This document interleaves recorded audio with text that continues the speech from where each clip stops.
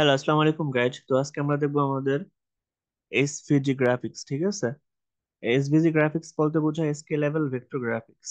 আমাদের এইচটিএমএল করার সময় আমাদের কিছু গ্রাফিক্স ইউজ করতে হয়, ঠিক আছে। তো তার মধ্যে একটা গুরুত্বপূর্ণ গ্রাফিক্স হলো এসভিজি গ্রাফিক্স। তো এসভিজি এর সংক্ষিপ্ত রূপ হল পূর্ণরূপ হলো স্কেলেবল ভেক্টর গ্রাফিক্স, মানে সংক্ষেপে আমরা বলি এসভিজি।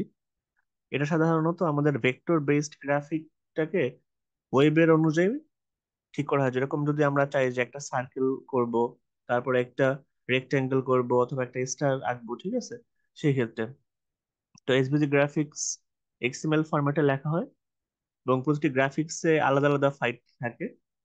W3C রেকমেন্ডেশন থাকে এসভিজি গ্রাফিক্সে। আর আমাদের এসভিজি গ্রাফিক্স এর সাথে কিছু স্ট্যান্ডার্ড ফর্ম থাকে, যেরকম সিএসএস, টিওএম, এক্সএসএল এন্ড জাভাস্ক্রিপ্ট। এই ল্যাঙ্গুয়েজ গুলো সাধারণত আমাদের এসভিজি গ্রাফিক্স এর সাথে অ্যাড করা যায়। ঠিক আছে, আমরা যদি চাই যে একটা এসভিজি গ্রাফিক্স এর মধ্যে আমাদের জাভা স্ক্রিপ্ট ইউজ করবো, তাহলে আমরা অবশ্যই এটা ইউজ করতে পারবো। ঠিক আছে, তো আমাদের এসভিজি গ্রাফিক্স যদি আমরা করি, সেক্ষেত্রে আমাদের যে ফর্মটা ইউজ করা হয় সেটা হলো, দেখো, একটা এসভিজি গ্রাফিক্স এরকম, যদি আমরা চাই একটা ডিম আকৃতির একটা সার্কেল তৈরি করব, সেখানে আমরা আমাদের ইয়েলো এবং অরেঞ্জ দুটা মিক্সার আছে, দেখো।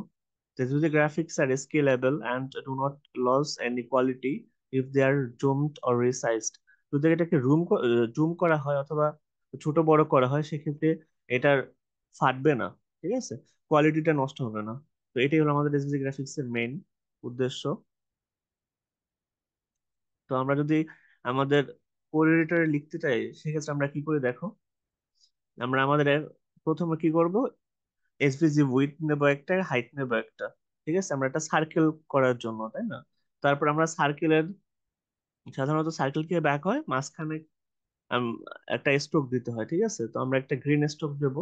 তারপরে আমাদের যে ব্যাসার্ধ দিতে হয় বৃত্তের বা সার্কেলের, সেক্ষেত্রে 50-50 আমরা ব্যাসার্ধ দেবো, ঠিক আছে।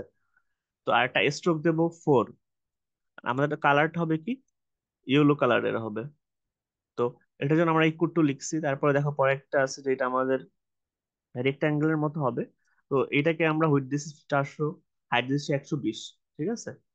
তো তারপরে আরেকটা নিয়েছি আমরা রেক্টাঙ্গেল, যেটা ফিল থাকবে রেড এবং ব্ল্যাক কালার দ্বারা, ঠিক আছে। এটার আমরা 400 উইডথ দিচ্ছি আর হাইট দিচ্ছি 180। তারপর একটা পলিগন আঁকবো আমরা। পলিগনের উইডথ হবে 300, হাইট হবে 200। আর এখানে একটা স্টাইল থাকবে, ফিল স্ট্রোক কালার থাকবে পার্পেল, ঠিক আছে। আর আরেকটা যেটা আঁকবো আমরা, সেটা হলো আমাদের গ্রেডিয়েন্ট টাইপের একটা আঁকবো, যেটা রেনের গ্রেডিয়েন্ট হবে, একটা অফসেটের উপরে কাজ করবে, ঠিক আছে, ইয়েলো, আর একটা হবে রেড। আবার লাস্ট যেটা আমরা করবো সেটা হবে একটা এক্লিপস। এক্লিপসের যে ব্যাসার্ধ হবে 100। আর এখানে আমরা কিছু কালার ইউজ করব, কিছু ফন্ট ইউজ করছি। দেখো, ফন্ট সাইজ 45, ভেডানা ফন্ট ইউজ করছি। আর এখানে আমাদের যে এক্স এর মান, ঠিক আছে, এক্স এর মান দিছি 50 আর ওয়াই এর মান 86। এক্স এর মান বলতে কি বোঝায়, এখানে যদি আমরা একটা এক্লিপস নেই, সেক্ষেত্রে এক্স এর মান বলতে বোঝায় যে ব্যাসার্ধ, আর একটা হলো একটা ব্যাস, ঠিক আছে। দুটার ক্ষেত্রে দুটো আলাদা। আর এটা যদি আমাদের আমাদের ওয়েব ব্রাউজারে কাজ না করে, সেক্ষেত্রে লেখা আসবে কি, sorry, your browser doesn't support inline SVG. তো এই লেখাটা আমরা কেন দিয়েছি জানো, আমরা বুঝতে পারি যে এটা রান হয় না, বাট অনেক সময় দেখা যাবে যদি রান না হয়, সেক্ষেত্রে কিছুই আসবে না। তো ওই সময় ওই লেখাটা আসবে, এই জন্য আমরা দিচ্ছি। তারপরে আমরা আমাদের HTML এর বডিটা ক্লোজ করছি, আর আমাদের HTML ট্যাগটা ক্লোজ করে দিয়েছি। তো এখন এটা রান করি আমরা, চলো। তো আমরা রান করে দিলাম। তো রান করার পরে আমরা শেয়ার করি আমাদের পেজটা। দেখো, আমাদের পেজটা শেয়ার হয়েছে। তো প্রথমে আমরা কি করছিলাম, একটা সার্কেল আঁকছিলাম। এটা ছিল আমাদের ইউলো সার্কেল। আর এটার পিছন সাইডের যে বারটা বা বৃত্তাকার যে লাইনটা, ওইটা ছিল গ্রিন। তারপর দেখো, এটা হচ্ছে রেক্টাঙ্গেল, ঠিক আছে। তো এটা হলো গিয়া ব্লু কালারের, আর সাইড লাইন গুলো রেড, ঠিক আছে। তো এরকম একটা আমরা পলিগন আঁকছি এইখানে, দেখো। তারপর একটা স্টার আঁকছি আমরা। এটা হলো গিয়া স্টারের মতো, বাট এটাকে আমরা জাস্ট পলিগন বলতে পারি। আলাদা আলাদা কালার আছে কিন্তু। এটার স্টারের 5টা কর্নার আছে, 5টা কর্নারে আমরা ফিল করছি গ্রিন কালার দিয়ে। আর বাইরে আমরা স্যান্ড ম্যাজেন্টা কালার ইউজ করছি, ঠিক আছে। তারপর এটা এসভিজি।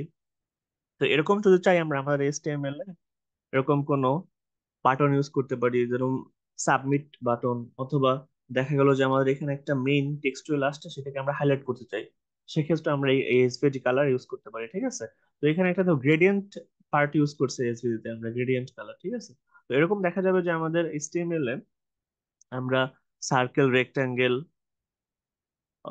লেখার জন্য আমরা এরকম এসভিজি গ্রাফিক্স ইউজ করব। ঠিক আছে।